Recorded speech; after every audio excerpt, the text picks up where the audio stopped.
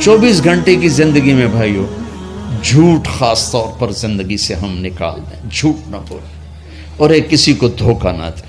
میرے نبی نے فرمایا میرا امتی ہر گناہ کر سکتا، دو نہیں کر سکتا، ایک جھوٹ کبھی نہیں بولے گا، ایک دھوکہ کبھی نہیں دے گا۔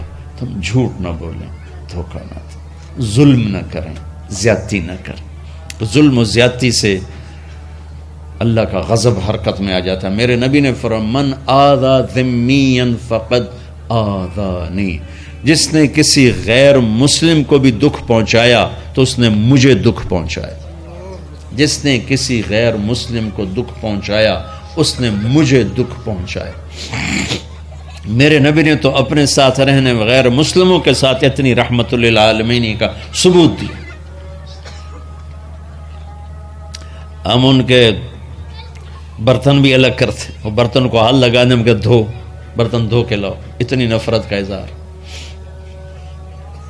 بھائیو محبت سے رہیں، اپنے کاروبار میں ہو سچ بولو، صحیح تولو، وعدہ خلافی نہ کرو، وعدے سے پھرو مت، کسی کو دھوکہ نہ دو، کسی کو فراڈ نہ کرو۔ بازار کا دین سچائی ہے، صحیح تولنا ہے اور دھوکہ نہ دینا ہے۔ گھر کا دین ماں باپ زندہ ہیں، ان کے پیر دھو لو، ان کی دعائیں لے لو۔ گھر والے ہو اپنی بیوی سے حسن سلوک کرو، گالی دینا، تانے دینا، طنز بولیاں، اپنے گھروں کو آگ نہ لگاؤ۔ ہمارا جوائنٹ فیملی سسٹم ہے، ماں باپ کو اپنا مقام دو، بیوی کو اپنا مقام دو۔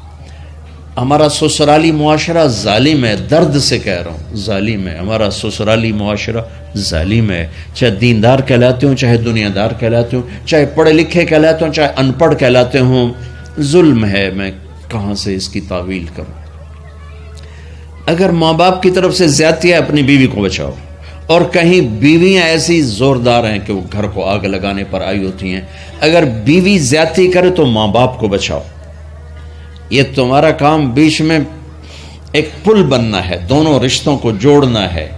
جس طرف بہنوں کی طرف سے زیادتی ہے بیوی کو بچاؤ، بیوی کی طرف سے اپنے دوسرے رشتوں کو بچاؤ۔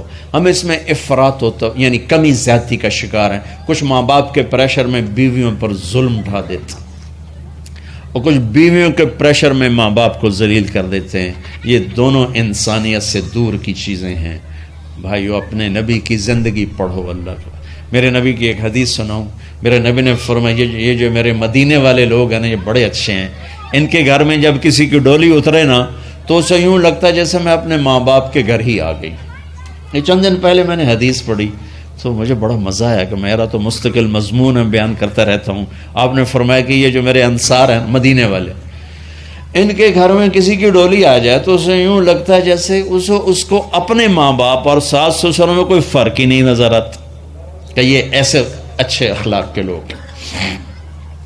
چلو اگر یہ نہیں ہو سکتا تو کم از کم یہ نفرت تو نہ ہو، لگائی بجھائی، لڑائی جھگڑے، طلاقوں کی شرح بڑھ چکی ہے صرف زبان کی بدتمیزی پر، صرف زبان کی بدتمیزی پر، صرف زبان کی بدتمیزی پر طلاقوں کی شرح بڑھ چکی۔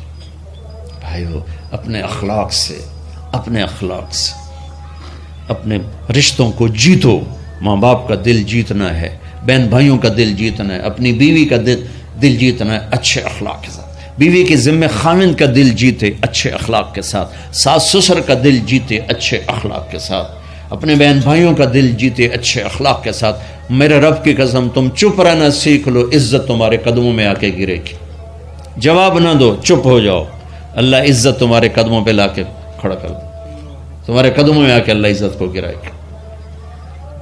اولاد کو عزت دو، اولاد کو عزت دو، اولاد کو عزت دو، ان کو ٹائم دو، پھر یہ ساری زندگی تمہارے غلام بنے گے۔ 3 سال کے بچے کو اسکول میں دھکا دے دیا، آیا تو ٹیوشن والے کے پاس بھیج دیا اور خود اپنے مزے کیے، تو یہ اولاد کبھی تمہاری نہیں ہوگی۔ انہیں ٹائم دو اور اولاد کی خواہشات کا خیال کرو۔ ان پر ایسے ماں باپ ہونے کی ایسی دھونس مت جماؤ۔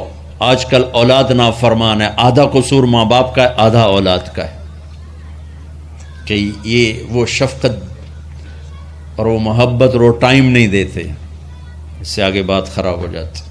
اور ایک بڑا حساس موضوع ہے، رشتے ناتوں میں اولاد کی رعایت کرو۔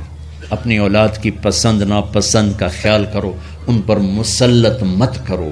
اولاد سے کہتا ہوں کورٹ کی شادیاں نہ کرو، عشق معشوقی کی شادیاں نہ کرو، یہ 99.9% ناکام ہو جاتی ہیں۔ زندگی اور چیز ہے، عشق معشوقی اور چیز۔ اپنے ماں باپ کی دعائیں برکتیں لے کر شادی کرو۔ لیکن ماں باپ سے کہتا ہوں اگر کہیں بچی کہہ دے میں نے نہیں کرنی یہاں، تو اللہ کے واسطے اس کی رعایت کرو، اس کو گائے بھینس نہ بناؤ کہ جس قلے نال مرضی جا کے بن چھڈو۔ انسان ہے، جانور نہیں ہے، انسان ہے۔ زندگی جس نے گزارنی اس کی رعایت کرو، اس کی رعایت کرو۔ اولاد سے کہتا ہوں ایسے لو میرج اور گرل فرینڈ بوائے فرینڈ ہمارا کلچر نہیں ہے، یہ ہلاکت اور تباہی کا راستہ۔ میں قربان جاؤں میرے نبی کہ صاحبزادی جنت کی عورتوں کی سردار کا رشتہ آسمان پہ طے ہو چکا ہے کہ علی کے ساتھ کیا جائے گا۔ خبر آ چکی، جبریل آ چکے ہیں کہ یا رسول اللہ فاطمہ علی کے لیے ہے، اور حضرت علی رشتے کا پیغام لے کر آئے ہیں، اور آپ فرما رہے ہیں انشاءاللہ۔ ہاں نہیں کی، کہا انشاءاللہ۔ ہاں تو ہو چکی ہے، انشاءاللہ۔ ہاں کیوں نہیں کی؟ ہاں ہو چکی۔ آپ کو سبق سکھانے کے، ہمیں شریعت سکھانے کی۔ گھر تشریف لے گئے، فاطمہ بیٹی علی کا رشتہ آیا ہے، ہاں کر دو۔ اللہ اکبر۔ جب جبریل آ کے بتا چکے ہیں کہ یہ رشتہ ہو چکا ہے آسمانوں پر، اللہ نے کہہ دیا ہے کہ فاطمہ علی کا کے ہاتھ میں دی جائے گی، پھر یہ کیوں پوچھ رہے ہیں بیٹی علی کا رشتہ آیا ہے، ہاں کر دوں؟ ہمیں سکھانے کی کہ کتنی بچیاں سسک کے زندگی گزار دیتی ہیں، ماں پیو زبردستی کر دیتے، کتنے بچے سسک کے زندگی گزار دیتے ہیں کہ ماں باپ زبردستی کر دیتے۔ بھائیو اللہ کے واسطے شریعت پڑھو، دین پڑھو، نبی کی زندگی پڑھو۔ حضرت فاطمہ رضی اللہ تعالیٰ عنہ کا انکار کرنا تھا، کیا خیر آج کل کی شریف بچی بیچاری چپ کر کے کہتی ٹھیک ہے جی میں ماں پیو دی مرضی۔ تو فاطمہ جیسی ہستی کوئی تصور کر سکتا ہے؟ کہیں گی نہیں، وہاں سے اقرار ہی تھا، لیکن ہمیں پیغام دینا تھا، سکھانا تھا کہ یا رسول اللہ جیسے آپ بس علی جاؤ لوگوں کو بلاؤ، پھر لوگوں کو بلاؤ، پھر آپ نے نکاح پڑھایا، پھر رخصتی ہوئی، بلا کر کے آپ نے فاطمہ کا ہاتھ پکڑا اور یوں علی کے ہاتھ میں دے کر کہا علی تمہیں نبی کی بیٹی مبارک۔ اور پھر فرمایا فاطمہ مجھے جو سب سے زیادہ محبوب تھا میں نے تیرا ہاتھ اس کے ہاتھ میں دے دیا۔ بھائیو اللہ کے واسطے اپنی قومی زندگی سے نکلو، رواجی زندگی سے نکلو، پنجاب کی زندگی، پٹھانوں کی زندگی، بلوچوں کی زندگی، سندھیوں کی زندگی، یہ بت ہیں، ان کو توڑ کے نبوت والی زندگی، نبوت والی زندگی، نبوت والی زندگی وہ اختیار کریں گے، ہماری عورتیں بھی سکھی، ہمارے مرد بھی سکھی، ہماری اولاد بھی سکھی۔ تو سارے بھائی نیت کرتے ہیں نا اس کی انشاءاللہ، اللہ تعالیٰ ان کی بخشش فرمائے۔ تو آپ بھائیوں ایک تو یہاں مرکز ہے اسماعیل، وہاں جایا کرو جمعرات کو، آپ کو فائدہ ہوگا۔ آپ کے پاس مسجد میں جماعت آ جائے، ان کے ساتھ بیٹھا کرو، اس سے آپ کو انشاءاللہ فائدہ ہوگا۔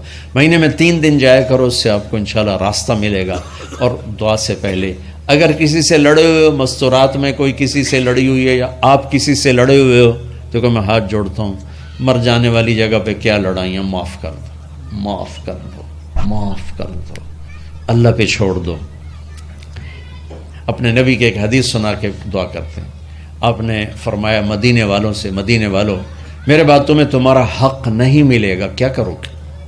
کہا جی ہم تلوار اٹھائیں گے، حق لیں گے۔ آپ نے فرمایا اگر میں اس سے اچھی چیز بتاؤں کرو گے؟ کہا جی کیا؟ کہا حق کے لیے لڑائی نہ لڑنا، چھوڑ دینا، اور حوض کوثر پہ آ جانا، سارے پورے کروا دوں۔ اب یہ وعدہ مدینے والوں کے ساتھ نہیں ہے، یہ وعدہ ہر اس امتی کے ساتھ ہے جو جھگڑے سے بچنے کے لیے حق چھوڑ دے۔ اپنا حق لو، کوشش کرو، لیکن اگر لڑائی کی شکل ہے واپس ہو جاؤ کہ یا رسول اللہ آپ کے حوالے۔ آپ نے مدینے والوں میں ہمیں بھی شامل کیا ہے، جس کا حق مارا جائے اور لڑے نہیں، چھوڑ دے، صبر کر جائے، میرے انتظار کر آنکھیں بند ہونے کا کہ میرا نبی تیرا وکیل ہوگا اور اللہ جج ہوگا، اور ویکھیا فیصلہ کہیں دا ہوندا پھر تم اپنے حبیب کو اپنا وکیل بنا لو۔ اب معاف کر دو، عورتیں بھی معاف کر دیں، آپ بھی معاف کر دیں، گلے لگو، امت بنو، محبت سے رہو، کیا 4 دن کی زندگی میں نفرتوں کی آگ بھڑکانا، محبت کے پھول بکھیر کے چلے جاؤ، کیا ظلمتیں پھیلانا، اپنے حصے کی شمع جلا کے چلے